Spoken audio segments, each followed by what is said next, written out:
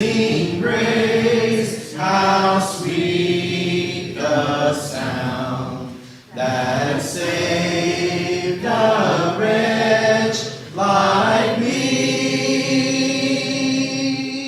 I once was lost, but now I'm found. Was blind, but now I see. A Journey Through the Bible, Day 119 of 365, Thursday, April the 29th, 2021. Today's reading, 2 Samuel chapter 10, verses 15 through 19. 1 Chronicles chapter 19, verses 16 through 19. Psalm 20. 1 Kings 15, verse 5. 2 Samuel chapter 11, verses 1 through 27, and chapter 12, verses 1 through 15. First, David's army fights against Syria. Psalms 20 is a prayer for God to hear the plea of his anointed. Then we read the disastrous story of the sin of David and Bathsheba, how far the man after God's own heart fell. 2 Samuel chapter 10, verses 15 through 19. But when the Syrians saw that they had been defeated by Israel, they gathered themselves together. And Hadadezer sent and brought out the Syrians who were beyond the Euphrates. They came to Helam with Shobach, the commander of the army of Hadadezer, at their head. And when it was told David, he gathered all Israel together and crossed the Jordan and came to Helam. The Syrians arrayed themselves against David and fought with him. And the Syrians fled before Israel. David killed of the Syrians the men of 700 chariots and 40,000 horsemen, and wounded Shobach, the commander of their army, so that he died there. When all the kings who were servants of Hadadezer saw that they had been defeated by Israel, they made peace with Israel, and became subject to them. So the Syrians were afraid to save the Ammonites anymore. 1 Chronicles chapter 19, verses 16 through 19. But when the Syrians saw that they had been defeated by Israel, they sent messengers and brought out the Syrians who were beyond the Euphrates, with Shobach, the commander of the army of Hadadezer, at their head. And when it was told to David, he gathered up all Israel together and crossed the Jordan and came to them and drew up his forces against them. And when David set the battle in array against the Syrians, they fought with him. And the Syrians fled before Israel.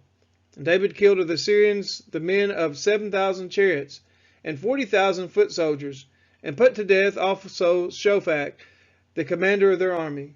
And when the servants of Hadadezer saw that they had been defeated by Israel, they made peace with David and became subject to him. So the Syrians were not willing to save the Ammonites anymore. Psalm 20, verses 1 through 9. To the choir master, a psalm of David. May the Lord answer you in the day of trouble. May the name of the God of Jacob protect you. May send you help from the sanctuary and give you support from Zion. May remember all your offerings, and regard with favor your burnt sacrifices, Selah. May grant your heart's desire and fulfill all your plans.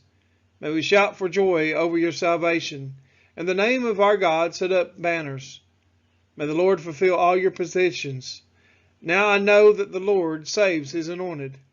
He will answer him from his holy heaven with the saving might of his right hand. Some trust in chariots and some in horses, but we trust in the name of the Lord our God. They collapse and fall, but we rise and stand upright. O Lord, save the king. May he answer us when we call. 1 Kings chapter 15, verse 5. Because David did what was right in the eyes of the Lord, and did not turn aside from anything that he commanded him all the days of his life, except in the matter of Uriah the Hittite. 2 Samuel chapter 11, verses 1 through 5. In the spring of the year, the time when kings go out to battle, David sent Joab and his servants with him, and all Israel. And they ravaged the Ammonites and besieged Rabbah. But David remained at Jerusalem. It happened late one afternoon, when David arose from his couch and was walking on the roof of the king's house, that he saw from the roof a woman bathing, and the woman was very beautiful. And David sent and inquired about the woman, and one said, Is not this Bathsheba, the daughter of Eliam, the wife of Uriah the Hittite? So David sent messengers and took her, and she came to him, and he lay with her. Now she had been purifying herself from her uncleanness.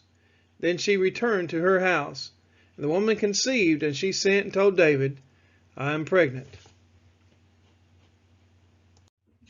2 Samuel chapter 11, verses 6 through 13.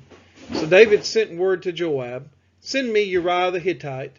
And Joab sent Uriah to David. When Uriah came to him, David asked how Joab was doing, and how the people were doing, and how the war was going. Then David said to Uriah, Go down to your house and wash your feet. And Uriah went out of the king's house, and there followed him a present from the king. But Uriah slept at the door of the king's house with all the servants of his lord, and did not go down to his house. When they told David Uriah did not go down to his house, David said to Uriah, Have you not come from a journey? Why did you not go down to your house? Uriah said to David, The ark and Israel and Judah dwell in Booth, and my lord Joab and the servants of my lord are camping in the open field. Shall I then go to my house to eat and to drink and to lie with my wife? As you live and as your soul lives, I will not do this thing. Then David said to Uriah, Remain here today also, and tomorrow I will send you back. So Uriah remained in Jerusalem that day and the next. And David invited him, and he ate in his presence and drank, so that he made him drunk. In the evening he went out to lie on his couch with the servants of his lord, but he did not go down to his house. 2 Samuel chapter 11, verses 14 through 21.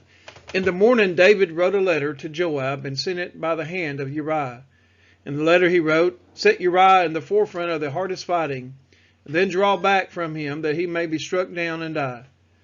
And as Joab was besieging the city, he assigned Uriah to the place where he knew there were valiant men. And the men of the city came out and fought with Joab, and some of the servants of David among the people fell. Uriah the Hittite also died. Then Joab sent and told David all the news about the fighting, and he instructed the messenger, When you have finished telling all the news about the fighting to the king, then if the king's anger rises, and if he says to you, Why did you go so near to the city to fight? Did you not know that they would shoot from the wall? Who killed Abimelech, the son of Jerubbesheth? Did not a woman cast an upper millstone on him from the wall, so that he died at Thebez? Why did you go so near the wall? Then you shall say, Your servant Uriah the Hittite is dead also. 2 Samuel chapter 11, verses 22 through 27. So the messenger went and came and told David all that Joab had sent him to tell.